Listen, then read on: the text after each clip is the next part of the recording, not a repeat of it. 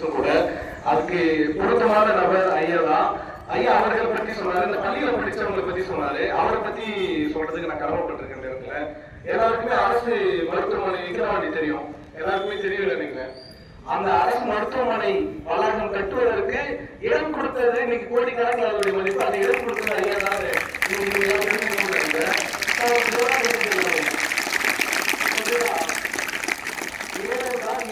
மக்களுக்காக தன்னுடைய உடமையும் தன்னுடைய நிலத்தையும் கொடுக்கறதுக்கு பெரும்பாலும் நிறைய பேர் எண்ணதில்லை. பட் அதை பண்ணியிருக்க ஐயாவுக்கு மனமார்ந்த நன்றிகள். இன்னைக்கு இந்த பள்ளியில பேசுறதுக்கு எனக்கு இன்னொரு சிறப்பு என்னன்னா, என்னுடைய தந்தை இந்த பள்ளியில தான் 6ஆம் வகுப்புல இருந்து 7ஆம் வகுப்பு வரைக்கும் தான் படிச்சிருக்காரு. எங்க அம்மா வரையும் 3ஆம் வகுப்பு தான் படிச்சிருக்காங்க. என்னன்னா, என் குடும்பத்துல முதல் பட்டதாரி நான் தான். பிசிஏ சென்னையில படிச்ச எம்ஏ முடிச்சுட்டு இன்னைக்கு தனலட்சுமி சீனிவாசா கல்லூரியில MSW எல்லாம் ஃப்ரீயா படிக்க வச்சுட்டு இருக்காங்க. என்னுடைய தேவையை பார்த்து ஃப்ரீயா படிக்க வச்சிருக்காங்க. தெரியப்படுத்துங்க. என்ன விஷயம்னா, எல்லா அறிஞர்களும் எல்லா பேரறிஞர்களும் சொன்னது ஒரே விஷயம் தான், கல்வி மட்டும்தான் இந்த சமுதாயத்தை மாற்றும் தேவையாளர் சொல்லிட்டு. நெல்சன் மண்டேலா அவர்கள் தன்னுடைய இன மக்கள் விடுதலைக்காக 27 ஆண்டுகள் சிறையில் இருந்த ஒரே புரட்சியாளர் அவர் தான். அவர் சொன்ன வரிகள், கல்வியை படித்து முன்னாடி நம்ம வாழ்க்கையில முன்னேறணும்னு சொல்லிட்டு. அப்துல் கலாம் ஐயா எத்தனை பேருக்கு தெரியும்? கை தூக்குங்க. இன்னும் 10 பேருக்கு தெரியலையா? எல்லாருக்குமே தெரியும். அப்துல் கலாம் ஐயா தெரியாத யாருமே இருக்க முடியாது. அப்துல் கலாம் ஐயா அரசு பள்ளி மாணவன் எத்தனை பேருக்கு தெரியும்? அவர் அரசு பள்ளியில படிச்ச ஒரு மாணவர். உங்களுக்கு தெரியாதா? அரசு பள்ளியில படிச்சார். அவர் அரசு பள்ளியில படிச்சாரு. கைகளை கொடுங்க. பரவாயில்ல, வாழ்த்துக்கள். சின்ன பசங்க நிறைய பேருக்கு தெரிஞ்சிருக்கு. அப்துல் கலாம் ஐயா அவர்கள் அரசு பள்ளியில் படித்த மாணவர். அதே அரசு பள்ளியில படித்து இந்தியாவின் முதல் குடிமகனாக வந்தாரு. தமிழ்நாட்டின் இந்தியாவின் கலைக்கொல்லி தமிழ் பள்ளியில படித்து இந்தியாவின் முதல் குடிமகனாக வந்தாரு. அதற்கான வாய்ப்புகளை சரியா பயன்படுத்தினாங்க மட்டும்தான். அதே போல நம்ம தமிழ்நாட்டுடைய முன்னாள் தலைமை செயலாளர் இறையன் நம்ம ஐஏஎஸ் கலெக்டர்களுக்கெல்லாம் கலெக்டர். அவர் வந்து பாத்தீங்கன்னா ஒரு அரசு பள்ளியில படிச்ச மாணவர். இன்னொரு ஐயா வந்து பாத்தீங்கன்னா சைலேந்திர பாபு, எல்லாருமே தெரிஞ்சிருக்கும். மீசா வந்து நல்லா வச்சிருப்பாரு. ஐபிஎஸ் முதன்மை காவலர். அவர் ஒரு அரசு பள்ளி மாணவர். அரசு பள்ளியில படிச்ச மாணவர்களுக்கு இங்க சரியான வாய்ப்புகளும் சரியான கல்வியும் வந்து கொடுத்துட்டு இருக்காங்க. இதுல இந்தியாவிலே வந்து ஜிடிபி நம்மளுடைய education development, higher education, school எஜுகேஷன்ல நம்ம தமிழ்நாட்டுல முதன்மையா இருக்கு. சோ அதுக்கு வந்து பாத்தீங்கன்னா தமிழக அரசுக்கும் எல்லாருக்கும் நன்றி தெரிவிக்கிறேன். பேசிட்டு போயிட்டேன். ஃபர்ஸ்ட் என்னை பத்தி சொல்லிடுறேன். என்னோட பேர் சந்திரகுமார். விழுப்புரம் மாவட்டம் விக்கிரவாண்டி பக்கத்துல மேலத்தந்தை கிராமத்தை சேர்ந்த இளைஞர். இதுல முக்கியமான விஷயம் என்னன்னா, தமிழ்நாடு அரசோட பசுமை முதன்மையாளர் விருது நம்ம விழுப்புரம் மாவட்டத்துல இருந்து வாங்க முதல் இளைஞர் தான். கோல்டு மெடலும் வச்சு ரூபாய் 1 லட்சமும் கொடுத்துருக்காங்க. அந்த 1 லட்சம் ரூபாயும் சமுதாயத்துக்காக பயன்படுத்திக்கிறேன். 2019ல என்னுடைய நண்பருடைய அம்மாவுக்கு முதல் முறையா ரத்த தானம் கொடுத்து இன்னைக்கு என்னுடைய குழு மூலியமா 5000க்கும் மேற்பட்டவர்களுக்கு விழுப்புரம் கள்ளக்குறிச்சி கடலூர் பகுதியில ஒரு சேவையா பண்ணிட்டு இருக்கோம். என்னோட குழுவுல போதையை தவிர்த்து மற்ற விஷயங்களை தவிர்த்து 500 துடிப்பு மிக்க இளைஞர்களை ஒருங்கிணைச்சிருக்கேன். அதுதான் எனக்கு கிடைச்ச மிகப்பெரிய ஒரு 500 இளைஞர்கள் என்னுடைய குழுவில் இருக்காங்க. அந்த குழுவுடைய நிறுவனர் நானு. சோ இது இன்னைக்கு இங்க பேசுறதுக்கு வாய்ப்புகள் கிடைச்சது எனக்கு ரொம்ப சந்தோஷம். உங்ககிட்ட பேசுறது என்னன்னா, அப்துல் கலாம் ஐயா சொன்னதுதான், இந்த சமுதாயம் வந்து பாத்தீங்கன்னா வருங்காலம் இளைஞர்கள் கையில் சொல்லிட்டு போனாரு. இளைஞர்கள் என்பது மாணவர்கள் தான். நம்ம தான் அந்த சமுதாயத்தை நல்வழிப்படுத்தி உயர கொண்டு போகணும். அப்துல் கலாம் ஐயாவை பற்றி பேசுவாங்க. 2022ல அப்துல் கலாம் ஐயாவுடைய நினைவு நாளுக்கு அவருடைய நினைவு மண்டபத்தில் நடைபெற்ற நிகழ்ச்சிக்கு சிறப்பு அழைப்பாளரா 23 வயசுல நான் கலந்துக்கிட்டேன். அதுவும் வந்து பாத்தீங்கன்னா என்னுடைய சேவையை பார்த்துதான் அவங்க அழைச்சிருந்தாங்க. அதை நான் பதிவு பண்றேன். என்ன ஒரு விஷயம்னா, நம்மளால முடியுன்ற ஒரு நம்பிக்கை தான். ஐயா வந்து உங்களால முடியுமான்னு கேட்டாரு. ஒரு சின்ன எக்ஸாம்பிள் மட்டும் சொல்லிடுறேன். முடியுன்ற வார்த்தையை கொஞ்சம் போல்டா சொல்லுங்க. எல்லாருமே சேர்ந்து சொல்லவா? முடியும். கேட்க சாப்பிடு. முடியாதுன்ற வார்த்தைய முடியாது. சத்தமா முடியாது. ஓகேவா? லாஸ்ட் வேர்டு முடியும்க்கு இம். முடியும். சத்தமா முடியாது. அதோட லாஸ்ட் வேர்டு முடியும்ன்றதுக்கு இம்முன்னு முடியுதுங்களா? முடியாது முடியாது. அவ்வளவுதான். நம்மளால நினைச்சா எது வேணாலும் முடியும். முடியாதுன்னு நினைச்சா முடியாது. அவ்வளவுதான். சரிங்களா? நம்மளுடைய விஷயங்களை நம்ம எந்த அளவுக்கு நம்ம பயன்படுத்திக்கிறோமோ உங்களுக்கான வாய்ப்புகள் நீங்க சரியான முறையில வந்து கொடுத்துட்டு இருக்காங்க. இதன் மூலயமா கல்வியிலையும் அதே போல ஒழுக்கத்திலையும் முன்னேறி போகலாம். இப்ப நம்ம பள்ளியில இருந்து மாணவர் ஒருத்தர் வந்து மருத்துவம் படிச்சுட்டு இருக்காங்கன்னு சொல்லிட்டு ஐயா சொன்னாங்க. தமிழக அரசு மூலியமா வந்து பாத்தீங்கன்னா பல திட்டங்கள் இருக்கு. அரசு பள்ளியில படிச்ச 6ஆம் வகுப்பில இருந்து 12ஆம் வகுப்பு வரை அரசு பள்ளியில படிச்ச மாணவர்களுக்கு தமிழக அரசு மூலியம் 7.5% இடஒதுக்கீடுன்னு சொல்லிட்டு அது மூலயமா வந்து பாத்தீங்கன்னா மருத்துவம், பொறியியல் மற்ற படிப்புகளுக்கு வந்து நம்ம போய் சேரலாம். அது ஒண்ணு. தமிழ் புதல்வன் ஒரு திட்டம் இருக்கு. மாதம் 1000 ரூபாய் அரசு பள்ளியில படிச்ச மாணவர்களுக்கு. புதுமை பெண் ஒரு திட்டம் இருக்கு. இது மூலமா நீங்க வந்து கல்வியை வந்து முன்னேற்றி கொண்டு போகணுன்ற ஒரு நோக்கத்துக்காக அரசு வந்து கொடுத்துட்டு இருக்காங்க. சரிங்களா? சோ நமக்கு கிடைச்சிருக்கிற வாய்ப்பை சரியாக பயன்படுத்திக்கிட்டா மட்டும்தான் வாழ்க்கையில நம்மளால ஜெயிக்க முடியும். அப்துல் கலாம் ஐயாவும் சரி, இதயன் ஐயாவும் சரி, அதே போல சைலேந்திர பாபு ஐயாவும் தனக்கு கிடைத்த வாய்ப்பை சரியா பயன்படுத்தினால்தான் இன்னைக்கு எல்லாரும் முன்னாடியும் வந்து வாழ்க்கையில வந்து ஜெயிக்க முடியுது. எல்லாருக்குமே தெரியும், டெக்னாலஜி மொபைல் போன் இல்லாம யாராலையும் இருக்க முடியாது. அது வந்து நம்மளுடைய அத்தியாவசிய பொருளா மாத்தினாங்க. மொபைல் போன் யாராவது வச்சிடாம இருக்கீங்களா? யாராச்சும் யாராலையும் இல்லைன்னு சொல்ல முடியாது. மொபைல் போன் எல்லாருக்கிட்டையும் இருக்கும். நம்மளுடைய வந்து பாத்தீங்கன்னா டெக்னாலஜி வந்து பாத்தீங்கன்னா இருமுனை கத்தி மாதிரி. டெக்னாலஜி இருமுனை கத்தி.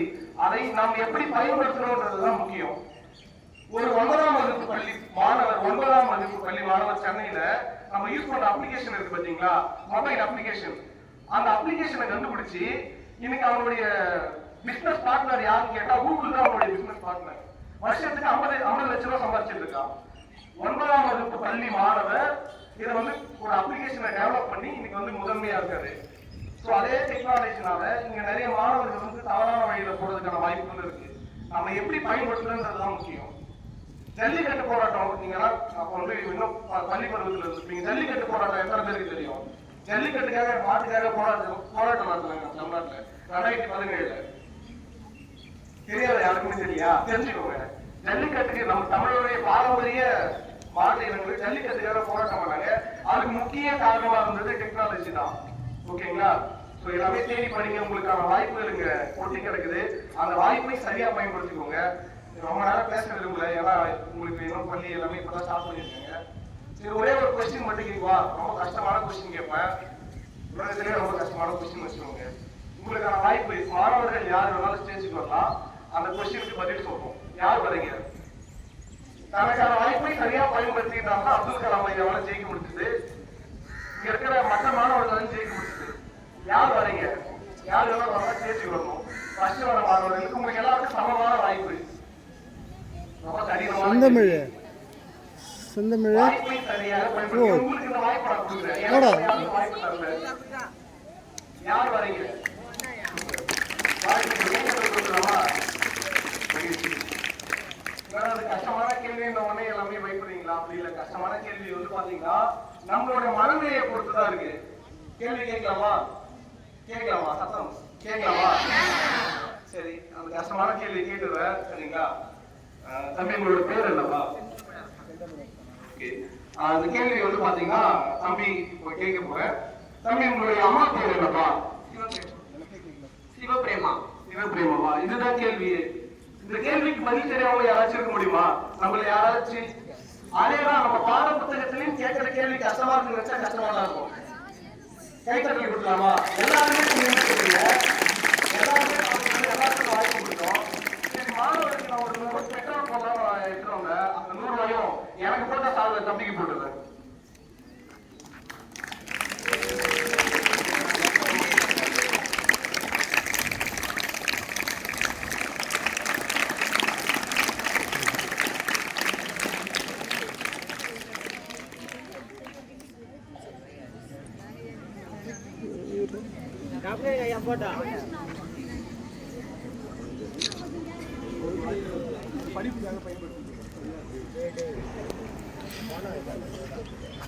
என்னால் முடியும் அப்படின்னு ஒருத்தர் தைரியமா வந்தார் பாருங்க, அவரை கற்று பாருங்க. என்னால முடியும் தாங்க என்னன்னா என்னால முடியும் ஒரு எண்ணம் வந்துச்சுன்னா நீங்க எல்லாருமே நிச்சயமா தெரியும்.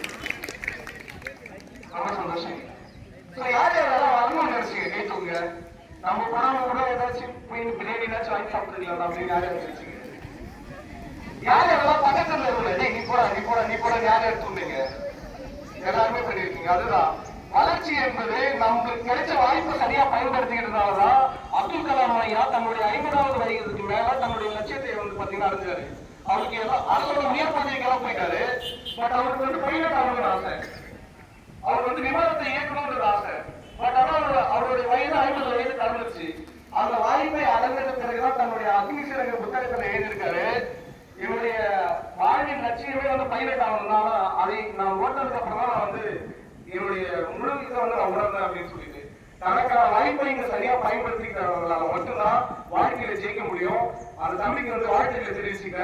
நம்ம பள்ளியில வந்து பாத்தீங்கன்னா இன்னைக்கு தமிழ்நாடு அரசு அளவுல உயர்கல்வி 12ஆம் வகுப்புல வந்து பாத்தீங்கன்னா அரசு பள்ளியில தேர்ச்சி விகிதத்துல 10வது இடத்துல நம்ம விழுப்புரம் இருக்கோம். எப்பயுமே 32க்கு மேலதான் இருக்கும். 32வது மாவட்டம் 33வது இடத்துல 32வது இடத்துல இருக்கும். இன்னைக்கு 10வது இடத்துல உயர்ந்திருக்கா கல்வியில நம்ம இன்னும் முன்னேறிட்டு இருக்கோம்னு அர்த்தம். நம்ம ஆசிரியர்கள் வந்து இன்னும் நம்மளுக்கு வந்து நிறைய விஷயங்கள் சொல்லி கொடுக்குறாங்கன்னு அர்த்தம். சரிங்களா? சோ இந்தியாவுடைய முதன்மையான கல்வி நிறுவனம் ஐஐடி மெட்ராஸ். எத்தனை பேருக்கு தெரியும்? ஜேஇ எக்ஸாம் எழுதுறவங்களுக்கு ஐஐடி மெட்ராஸ் இந்தியாவுடைய முதன்மையான கல்வி நிறுவனம் ஐஐடி மெட்ராஸ். அந்த கல்வி நிறுவனத்துல வந்து பாத்தீங்கன்னா ஜேஇ எக்ஸாம் எழுதிட்டு நம்ம உள்ள போக முடியும். அந்த எக்ஸாம் எழுதாமலே உங்களால அதை படிக்க முடியும். அந்த நிறுவனத்துல படிச்சு முடிச்சிட வரவங்களுக்கு மாதம் எவ்வளவு சம்பளம் இருக்கும்னு நினைக்கிறீங்க? நான் டிகிரி வந்து ஐஐடி மெட்ராஸ்ல முடிக்கிறேன். முடிச்சுட்டு வெளில வர மாணவருக்கு கடைசி பெஞ்ச் மாணவர்னு சொல்லுவாங்க. இருக்கிறது ரொம்ப லோயஸ்ட் படிச்சு முடிச்சுட்டு டிகிரி வாங்கிட்டு வர மாணவருக்கு மாத சம்பளம் எவ்வளவு இருக்கும்? 30 இல்ல கரெக்ட், 1 லட்சம் ரூபாய் மாத சம்பளம். 1 லட்சம் ரூபாய் ஐஐடி மெட்ராஸ்ல கடைசி பெஞ்ச் இதுல முடிச்சுட்டு வர மாணவர்களுடைய மாத சம்பளம் 1 லட்சம் ரூபாய். அந்த வாய்ப்பை நான் உங்களுக்கு ஏற்படுத்தி கொடுக்க முடியும். பயன்படுத்திட்டீங்களா? அந்த வாய்ப்பை விக்கிரவாண்டி மேல்நிலை பள்ளியில் படிக்கிற 12ஆம் வகுப்பு 11ஆம் வகுப்பு பள்ளியில் படிக்கிற மாணவர்களுக்கு என்னால் ஏற்படுத்தி கொடுக்க முடியும். ஜேஇ எக்ஸாம் எழுதாமலே நீங்க பாஸ் பண்ணி அடிஷனல் வேல்யூ கோர்ஸா நீங்க படிக்கலாம். இன்ஜினியரிங், டாக்டர் எது வேணா படிக்கலாம். ஆர்ட்ஸ் அண்ட் சயின்ஸ் கூட படிக்கலாம். பட் அது இல்லாம காமன் என்ட்ரன்ஸ் எக்ஸாம் சொல்லிட்டு தமிழ்நாடு அரசோட அனைவருக்கும் ஐஐடி திட்டம் ஒரு திட்டத்தை கொண்டு வந்து இன்னைக்கு இந்தியாவே முதன்மையா அரசு பள்ளியில படிச்ச 263 மாணவர்கள் இன்னைக்கு ஐஐடி மெட்ராஸ்ல படிச்சுட்டு இருக்காங்க. நம்ம விழுப்புரத்தை சேர்ந்த மாணவர்கள் படிச்சுட்டு இருக்காரு. எங்க கிராமத்தை சேர்ந்த வேலைக்கொள்ளை கிராமத்தை சேர்ந்த ஒரு மாணவரை நான் படிக்க வச்சுட்டு இருக்கேன். வெளியில தெரியற சொன்னது எங்கதான் சொல்றேன் படிச்சிருக்கிறேன். உங்களுக்கான வாய்ப்பை பயன்படுத்திக்கோங்க. நம்மளுக்கு ஆசிரியர்கள் வந்து பாத்தீங்கன்னா ஒரு ஏணி படிக்கிறது மாதிரி அவங்க இந்த அளவுக்கு நம்மளுக்கு எஜுகேஷன் சொல்லி கொடுக்குறாங்க. அவங்க ஒரு நன்றி தெரிவிச்சுக்கலாமா? கைத்தட்டல் மூலியமா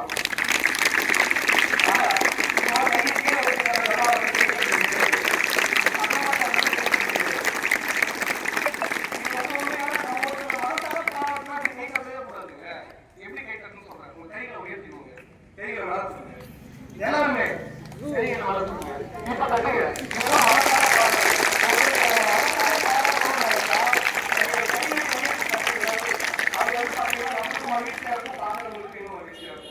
சரிங்களா? ரொம்ப சந்தோஷம்.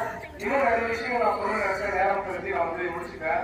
அப்துல் கலாம் ஐயாவுடைய வழியில் தான் நம் பிறப்பு ஒரு சம்பவமாக இருக்கலாம், ஆனால் இறப்பு ஒரு சரித்திரமாக இருக்க வேண்டும் என்று சொல்லிட்டு அப்துல் கலாம் ஐயா சொல்லியிருக்காரு. இப்ப அந்த மாணவருக்கு இது கிடைத்த வாய்ப்பை நீங்களும் பயன்படுத்திக்கோங்க. உங்களுக்கான வாய்ப்பை தமிழக அரசும் நம்ம அரசு பள்ளியில இருக்க ஆசிரியர்களும் தலைமை ஆசிரியர்களும் மற்ற ஆசிரியர்களும் உங்களுக்கு கொடுக்கறதுக்கு தயாரா இருக்காங்க. படிச்சு முன்னேறி இன்னைக்கு எப்படி திருநாவுக்கரசு தம்பி வந்து பாத்தீங்கன்னா டாக்டர் படிச்சிருக்காரோ, நீங்களும் டாக்டராவோ வக்கீலாவோ இன்ஜினியராவோ படிச்சு முன்னேறுங்க. அதே போல யாராச்சும் தாய் தந்தை இழந்த மாணவர்கள் யாராச்சும் இருந்தீங்கன்னா தெரியப்படுத்துங்க. நான் உங்களை ஃப்ரீயாவே படிக்க வைக்கிறேன். என்ன படிக்கணும்னு நினைக்கிறீங்களோ கண்டிப்பா உங்களை நான் படிக்க வைக்கிறது தயாராக. கல்வி மட்டும்தான் இந்த சமுதாயத்தில் இருக்கும். நான் இதை ஏன் சொல்றேன்னா, நம்ம படிச்சு முன்னேறிட்டு நம்ம மட்டும் போறது முன்னேற்றம் கிடையாது. என் ஃப்ரெண்டுக்கு ஒன்று தெரியுங்க, நான் சொல்லிக் கொடுக்குறேன் பார்த்தீங்களா, சொல்லிக் கொடுத்து அவனும் சேர்த்து முன்னேற்றம் பார்த்தீங்களா, அதுதான் உண்மையான வந்து வாழ்க்கையில ஒரு மிகப்பெரிய ஒரு பொசிஷனே.